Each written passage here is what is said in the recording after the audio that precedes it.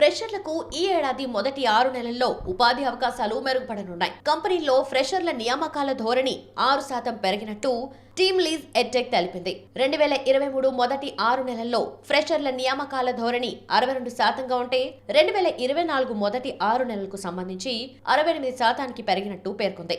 ఇక క్రితం ఏడాది ద్వితీయ 6 నెలల కాలంతో పోలిస్తే 3% వృద్ధి చెందింది. ప్రస్తుత ఏడాది మొదటి 6 నెలలకు సంబంధించి కెరియర్ అవుట్లుక్ నివేదికను టీమ్ లీజ్ ఎడ్టెక్ విడుదల చేసింది.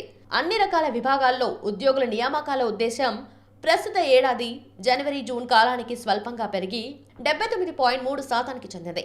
ఈ స్థిరమైన వృద్ధి రానున్న నెలల్లో ఫ్రెషర్ల నియామకాలకు సంబంధించి సానుకూలతను సూచిస్తున్నట్లు టీమ్ లీజ్ ఎడ్టెక్ నివేదిక తెలిపింది.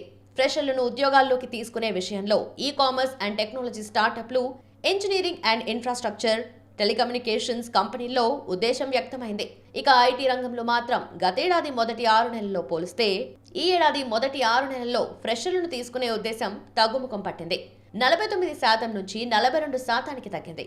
మీడియా అండ్ ఎంటర్టైన్మెంట్ రంగంలో 3%, ట్రావెల్ అండ్ హాస్పిటాలిటీలో 4% చొప్పున ఈ ఏడాది మొదటి 6 నెలలకు సంబంధించి నియామకాల ధోరణి తగ్గింది.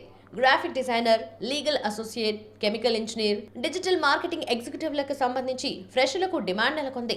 NLP, mobile app development, IoT, robotic process automation, మెటావర్క్స్ ప్రముఖ డొమైన్ నైపుణ్యాలుగా ఉన్నట్లు టీమ్ లీజ్ ఎడ్టెక్ తెలిపింది. బెంగళూరులో ఫ్రెషర్లకు ఎక్కువగా అవకాశాలు రానున్నాయి. ఆ తర్వాత ముంబైలో 58%, చెన్నైలో 51%, ఢిల్లీలో 51% చొప్పున ఫ్రెషర్లను తీసుకునే విషయంలో కంపెనీలు ఆసక్తిగా ఉన్నాయి. జనరేషన్ ఏఐ ప్రభావం ఫ్రెషర్ల నియామకాలపై ఏ మేరకు ఉంటుందన్న దానిపైన ఈ నివేదిక దృష్టి సారించింది.